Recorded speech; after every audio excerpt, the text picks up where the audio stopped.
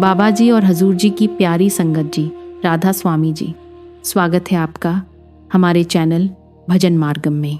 संगत जी, जब हम रूहानियत का सफ़र शुरू करते हैं तब हमें विस्तार से समझाया जाता है कि कैसे अपनी सूरत को पूरी एकाग्रता से ऊपर उठाना है ताकि हम इस भौतिक लोक से ऊपर जाकर सूक्ष्म लोकों की यात्रा कर सकें। इस आध्यात्मिक यात्रा में 5 मुख्य रूहानी लोकों का जिक्र आता है जिनसे होकर आत्मा या सूरत परमात्मा की ओर बढ़ती है।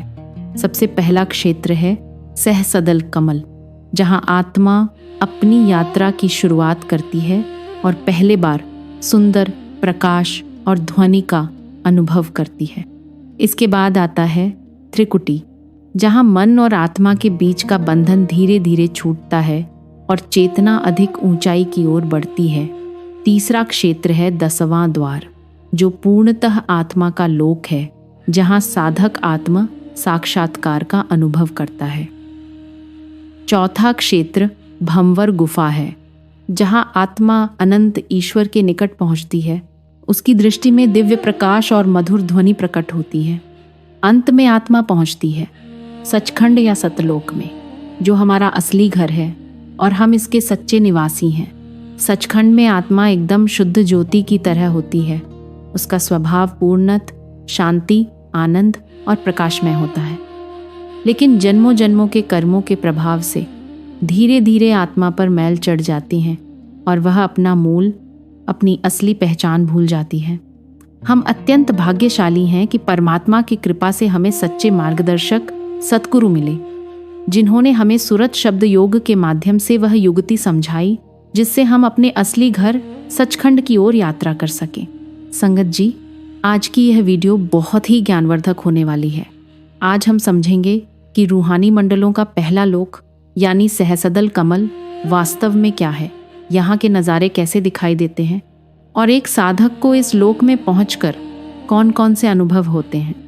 इसलिए आपसे अनुरोध है कि इस वीडियो को अंत तक अवश्य श्रवण कीजिए ताकि आप इस दिव्य ज्ञान का पूरा लाभ उठा सकें। संगत जी, आगे बढ़ने से पहले आपसे एक छोटी सी विनती है, जल्दी से हमारे चैनल भजन मार्गम को सब्सक्राइब कर लें ताकि ऐसे ही आध्यात्मिक ज्ञान आप तक निरंतर पहुंचता रहे। संगत जी, सबसे पहले ये समझ लेना ज़रूरी है कि संतमत में परमात्मा को प्राप्त करने की जो युक्ति है वह कैसे काम करती है। सूरत शब्द योग में किसी भी प्रकार की सांस रोकने की क्रिया, प्राणायाम या शरीर की मुद्राएं, आसन करने की आवश्यकता नहीं बताई गई है। इसका मूल उद्देश्य है कि शरीर के 9 द्वारों आँखें, कान, नाक, मुंह, जन्नेंद्रिय और गुदा आदि से चेतना को हटाकर उसे अंदर की ओर मोड़ा जाए। जब साधक अपनी ध्यान शक्ति को इन बाहरी इंद्रियों से हटाकर भीतर लगाता है तब वह धीरे धीरे शरीर और उसकी सीमाओं से ऊपर उठने लगता है।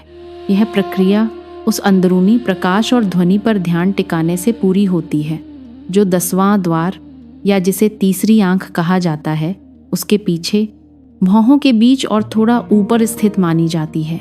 संतमत में बार बार यह समझाया जाता है कि साधक को अपनी सूरत को एकाग्र करके 10वें द्वार पर केंद्रित करना चाहिए, यानी तीसरे तिल पर अपने ध्यान को टिकाना चाहिए।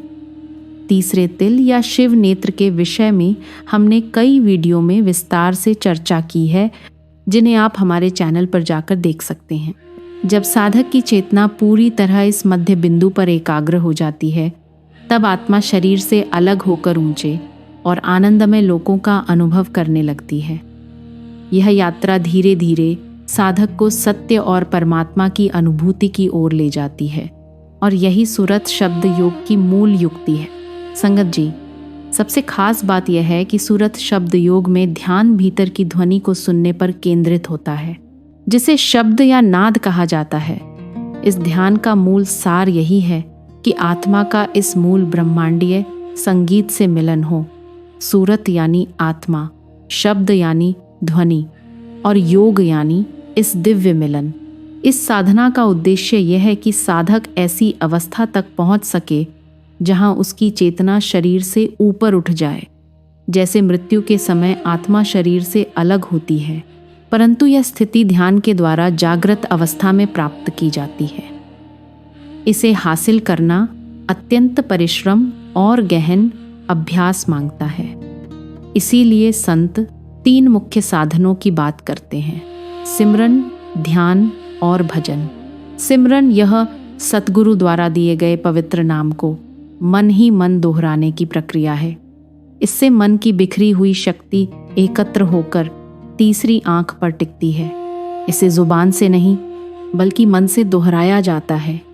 साधकों के अनुसार यही ध्यान का पहला और सबसे कठिन चरण होता है, क्योंकि मन को स्थिर करना सबसे चुनौतीपूर्ण कार्य है।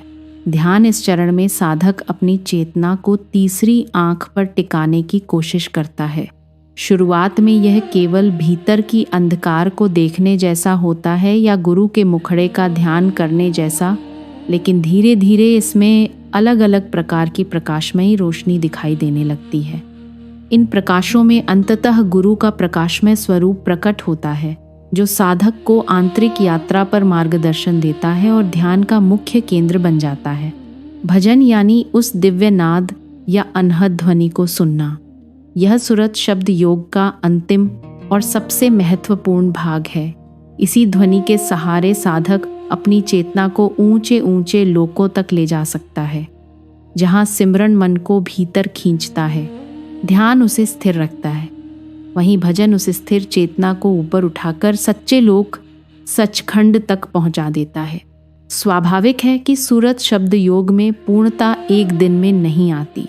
यह वर्षों की निरंतर साधना, श्रद्धा और संघर्ष से प्राप्त होती है। इस परंपरा के महापुरुषों का कहना है कि इस मार्ग में सफलता साधक की सच्ची लगन और रोजमर्रा के अभ्यास पर निर्भर करती है। संगत जी, संत परंपरा के अनुसार आत्मा की यात्रा एक अत्यंत रहस्यमयी और अद्भुत प्रक्रिया है। यह यात्रा बाहर नहीं बल्कि भीतर की होती है।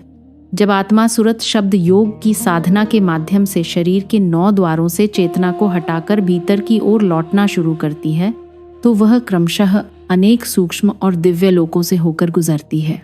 संतमत कहता है कि आत्मा को अपने मूल तक पहुंचने के लिए 4 मुख्य रूहानी क्षेत्रों को पार करना होता है और अंततः वह 5वें सर्वोच्च क्षेत्र अर्थात सचखंड में पहुंचती है, जहां वह अनंत चेतना में लीन होकर परमात्मा का साक्षात्कार करती है। प्रत्येक क्षेत्र का अपना विशिष्ट प्रकाश, ध्वनि और आनंद होता है, जो साधक को भीतर की गहराई में खींचता चला जाता है। पहला क्षेत्र सहस्रदल कमल, 1000 पंखुड़ियों वाला कमल। यात्रा की शुरुआत यहीं से होती है।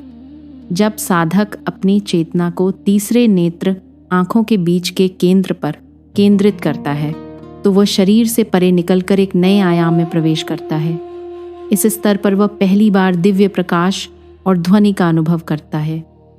संतों ने इस प्रकाश को 1000 दीपकों के समान तेजस्वी बताया है और ध्वनि को घंटियों की मधुर झंकार के समान। यह वही स्थान है जहां आत्मा पहली बार शरीर से परे होने का अनुभव करती है। कई साधक इसी प्रकाश और नाद में रुक जाते हैं, क्योंकि ये अनुभव इतना दिव्य होता है कि उन्हें आगे की यात्रा की प्रेरणा नहीं मिलती। परंतु सच्चे गुरु के मार्गदर्शन में साधक इस आकर्षण को पार कर ऊंचे लोकों की ओर बढ़ता है। दूसरा क्षेत्र त्रिकुटी, मन और बुद्धि का केंद्र। जब आत्मा सहस्रदल कमल को पार कर आगे बढ़ती है, तो वह त्रिकुटी में पहुंचती है।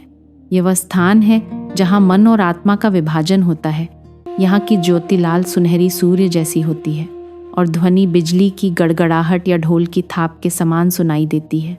यह क्षेत्र अत्यंत शक्तिशाली और ऊर्जावान है, क्योंकि यहाँ मन का वर्चस्व सबसे अधिक होता है। साधक को यहाँ मन के प्रलोभनों, इच्छाओं और संशयों से पार होना पड़ता है। जो साधक यहाँ अपने मन को जीत लेता है, वह वास्तव में आत्मिक साधना में आगे बढ़ने योग्य बन जाता है। तीसरा क्षेत्र 10वां द्वार, आत्म साक्षात्कार का द्वार। त्रिकुटी के ऊपर आत्मा 10वें द्वार में प्रवेश करती है, जिसे तीसरी आंख के ऊपर का मार्ग कहा गया है। ये आत्मा का शुद्ध क्षेत्र है। यहाँ मन का प्रभाव समाप्त हो जाता है। यहाँ की रोशनी अत्यंत उज्ज्वल, स्वर्णिम श्वेत होती है और ध्वनि वीणा या तारवाद्य की तरह मधुर सुनाई देती है। इस अवस्था में साधक आत्म साक्षात्कार प्राप्त करता है। उसे स्पष्ट रूप से यह अनुभव होता है कि मैं शरीर नहीं, चेतना हूँ। यही वह बिंदु है जहाँ से उसकी यात्रा पूर्ण रूप से रूहानी हो जाती है। चौथा क्षेत्र भंवर गुफा, अनंत चेतना का द्वार। जब आत्मा 10वें द्वार से ऊपर उठती है तो वह भंवर गुफा में प्रवेश करती है। यहाँ चेतना एक सर्पिल गति से ऊपर उठती है, जैसे किसी भंवर में लहरें घूमती हैं। यहाँ का प्रकाश दिव्य श्वेत और चमकीला होता है और ध्वनि अत्यंत मधुर बांसुरी की तरह सुनाई देती है। यहाँ आत्मा ईश्वर की निकटता को महसूस करती है। यहाँ आनंद, शांति और प्रेम की पराकाष्ठा होती है। 5वां क्षेत्र सचखंड, परम सत्य का लोक। यही आत्मा का अंतिम और सर्वोच्च गंतव्य है। यहाँ कोई रूप, रंग, शब्द या सीमाएं नहीं रहती, केवल परम चेतना का अनंत समुद्र होता है। आत्मा यहाँ अपने स्रोत से एकाकार हो जाती है। इस क्षेत्र का प्रकाश अनंत, असीम और सर्वव्यापी है और इसकी ध्वनि वीणा की तरह मधुर, गहन और शांतिदायक होती है। यहाँ साधक को परमात्मा का प्रत्यक्ष साक्षात्कार होता है, वही परम लक्ष्य जिसके लिए यह पूरी यात्रा आरंभ की गई थी। संतमत का सार यही है, संगत जी, आत्मा को शरीर और मन की सीमाओं से उठाकर उस अनंत सत्य में विलीन करना। यह यात्रा कठिन अवश्य है, लेकिन जब गुरु के सहारे प्रेम और सुमिरन के साथ की जाती है तो यह असंभव भी नहीं रहती। जो आत्मा इस मार्ग पर चलती है वह अंततः अपने घर सचखंड तक पहुंचकर सदा के लिए शांति और आनंद प्राप्त करती है। चलिए संगत जी, अब पहले क्षेत्र सहस्रदल कमल, जिसे 1000 पंखुड़ियों वाला कमल भी कहा गया है, को विस्तार से समझते हैं। त्रिकुटी के नीचे स्थित यह क्षेत्र सहस्रदल कमल कहलाता है और इसे निरंजन ज्योति, शिव शक्ति, लक्ष्मी नारायण, नारायण ज्योति स्वरूप आदि नामों से भी जाना जाता है। जब किसी साधक को आध्यात्मिक साधना में दीक्षा दी जाती है तो उसे इसी क्षेत्र से अपनी यात्रा शुरू करने का निर्देश दिया जाता है। जब साधक अपनी दृष्टि को भीतर मस्तिष्क की ओर मोड़ता है और ध्यान लगाकर आंतरिक आकाश को देखता है, तब उसकी चेतना धीरे धीरे शरीर से ऊपर उठने लगती है। इस अवस्था में वह एक सूक्ष्म आकाश का अनुभव करता है, जिसके भीतर यह सहस्रदल कमल स्थित होता है। इस कमल की 1000 पंखुड़ियां तीनों लोकों से संबंधित क्रियाओं को नियंत्रित करती हैं। इसकी तेजस्विता और चमक साधक की आत्मा को अत्यंत आनंद और उल्लास से भर देती है। इसी स्तर पर साधक को निरंजन का दर्शन होता है, जिन्हें तीनों लोकों का अधिपति माना जाता है। यह अनुभव साधक की आंतरिक यात्रा का पहला और अत्यंत महत्वपूर्ण पड़ाव है, जो उसे ऊंचे रूहानी लोकों की ओर अग्रसर होने के लिए तैयार करता है। इसमें शक्ति और महिमा अतुलनीय है और वहाँ की सृष्टि की परिस्थितियाँ और रहस्य अवर्णनीय हैं। एक सच्चा भक्त इन्हें केवल पूर्ण सतगुरु से ही जान पाएगा और अपनी आंतरिक साधना के दौरान स्वयं अनुभव करेगा। यह क्षेत्र साधक के लिए आध्यात्मिक यात्रा का पहला और आधारभूत स्तर है, जिससे वह धीरे धीरे ऊंचे रूहानी लोकों की ओर प्रगति करता है। संगत जी, कई धर्मों और साधक इसी स्तर तक पहुंच गए और उन्होंने सहस्रदल कमल में प्रकट होने वाले देवता को ही परम प्रभु मान लिया। वे इस क्षेत्र की अपार ज्योति और प्रकाश में ही तृप्त हो गए और आगे नहीं बढ़ पाए। इसका कारण यह था कि उन्हें ऊंचे रूहानी लोकों तक पहुंचाने वाला सच्चा मार्गदर्शक नहीं मिला। इसलिए उनकी आध्यात्मिक यात्रा यहीं रुक गई और वे आगे के अनुभवों और उच्चतर लोकों की ओर नहीं बढ़ सके। संगत जी, सूरत शब्द योग की अद्भुत यात्रा की शुरुआत अक्सर अंधकार से होती है। साधक प्रारंभ में भीतर केवल गहन अंधकार का अनुभव करता है, लेकिन धीरे धीरे उसे छोटे छोटे तेज बिंदु दिखाई देने लगते हैं, जैसे आधी रात के काले आसमान में तारे चमकते हैं। संतों के अनुसार साधक को अपनी दृष्टि सबसे बड़े और सबसे चमकीले तारे पर टिकानी चाहिए। जब साधक बार बार अपने ध्यान को उसी पर केंद्रित करता है तो वह तारा धीरे धीरे सूर्य की तरह प्रकाशमान होकर फटता है और उसकी चमक साधक के भीतर गहरी चेतना और प्रकाश का अनुभव कराती है। महाराज सावंत सिंह जी कहते हैं कि जब ये प्रकाश फैलता है तो साधक को पूर्णिमा के चांद जैसी चमक दिखाई देती है, जो उसकी चेतना को और भीतर खींच लेती है। इसी प्रकाश में धीरे धीरे अष्टदल कमल, 8 पंखुड़ियों वाला कमल प्रकट होता है और वहीं से गुरु का प्रकाशमय स्वरूप दिखाई देता है। यह अवस्था साधक की ऊपर की यात्रा का मध्य बिंदु होती है। यहाँ से आगे गुरु का यह दिव्य स्वरूप आत्मा को ऊंचे लोकों की ओर ले जाने का मार्गदर्शन करता है। इसलिए इस बिंदु से आगे की यात्रा शरीर से चेतना को हटाने की प्रक्रिया की तुलना में कहीं अधिक सहज और सरल हो जाती है। साधक केवल प्रकाश ही नहीं देखता, बल्कि उसे अनेक प्रकार की ध्वनियाँ भी सुनाई देने लगती हैं, अलग अलग रंगों, लहरों और सुरों में, जो साधक के कर्मों और अनुभवों के अनुसार भिन्न हो सकती हैं। जैसे जैसे ध्यान और गहरा होता है, ये ध्वनियाँ स्पष्ट और मधुर हो जाती हैं और ऐसा लगता है जैसे घंटियों की झंकार कानों में बज रही हो। संतमत में कहा गया है कि इन्हीं घंटियों जैसी मधुर ध्वनियों पर ध्यान टिकाना चाहिए, क्योंकि यही नाद साधक की आत्मा को सहसदल कमल तक ले जाती है। यह वह पहला आकाशीय लोक है जिसे अन्य परंपराओं में तुरीय पद आदि भी कहा जाता है। यही नाद साधक को आंतरिक यात्रा की शुरुआत कराने वाला माध्यम है, जो धीरे धीरे आत्मा को ऊंचे रूहानी लोकों की ओर ले जाता है। संगत जी, कई संतों ने यह स्पष्ट किया है कि अनेक साधक सहसदल कमल के स्तर पर अनुभव होने वाली ज्योति और ध्वनि को ही परमेश्वर का संपूर्ण स्वरूप मान बैठे। वे यह समझने में असफल रहे कि यह केवल ऊंची वास्तविकता का एक अंश मात्र है, एक झलक है, पूर्ण सत्य नहीं। जब आत्मा पहली बार इतनी दिव्य रोशनी और मधुर नाद का अनुभव करती है तो उसका मोह होना स्वाभाविक है, परंतु यही सबसे बड़ी परीक्षा होती है। संतमत इसीलिए जीवित गुरु की आवश्यकता पर अत्यधिक जोर देता है, क्योंकि केवल सच्चा गुरु ही साधक को समझा सकता है कि क्या वास्तविक है और क्या माया का खेल है। गुरु सिखाते हैं कि ध्यान में जो भी अनुभव हो उसकी परीक्षा अवश्य करनी चाहिए, क्योंकि हर चेतना क्षेत्र का अपना एक प्रभु और प्रकाश का केंद्र होता है। सहसदल कमल में जो दिव्य प्रकाश दिखाई देता है, उसका एक अधिपति होता है। वह अपने क्षेत्र में ब्रह्मांड की रचना करता है और उसे संचालित करता है। लेकिन उस प्रभु की भी अपनी सीमा होती है। उसके ऊपर और भी ऊंचे लोक हैं, जहाँ की शक्तियाँ इस सबको नियंत्रित करती हैं।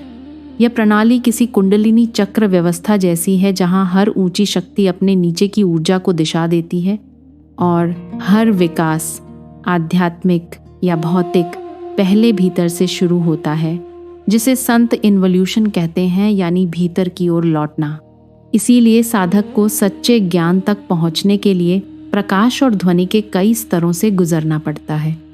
हर स्तर पर नए अनुभव, नई ध्वनियाँ और नए प्रकाश रूप सामने आते हैं, जो देखने में इतने मनोहर होते हैं कि साधक वहीं रुक सकता है।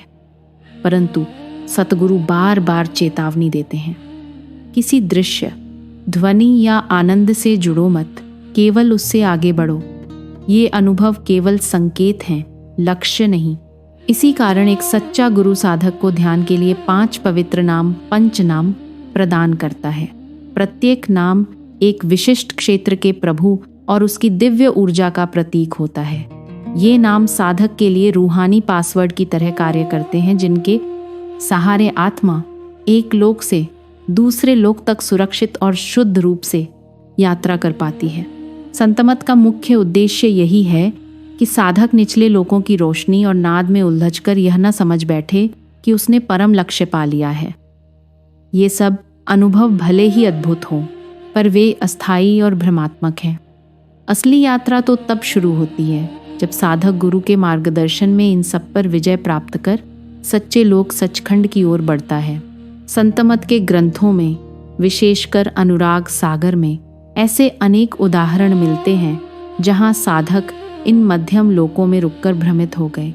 इसीलिए कहा गया है, मार्ग पर प्रकाश ही सब कुछ नहीं, मार्गदर्शक का साथ सबसे बड़ा सहारा है। संगत जी, अगर इस वीडियो ने आपके हृदय में कोई प्रेरणा जगाई हो, अगर आपके भीतर मालिक से मिलने की कोई तड़प जागी हो, तो कृपया इसे सिर्फ अपने तक सीमित न रखें। इसे अपने प्रियजनों के साथ जरूर साझा करें।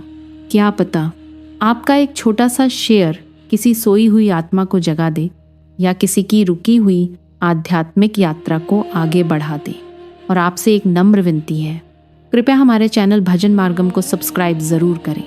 हमारी ये छोटी सी सेवा की कोशिश आपको रोज़ाना प्रेरित करने की, आपको आध्यात्मिक मार्ग पर बनाए रखने की तभी सफल होगी जब आपका साथ मिलेगा। मिलते हैं अगली वीडियो में एक नए आध्यात्मिक रहस्य के साथ। राधा स्वामी जी।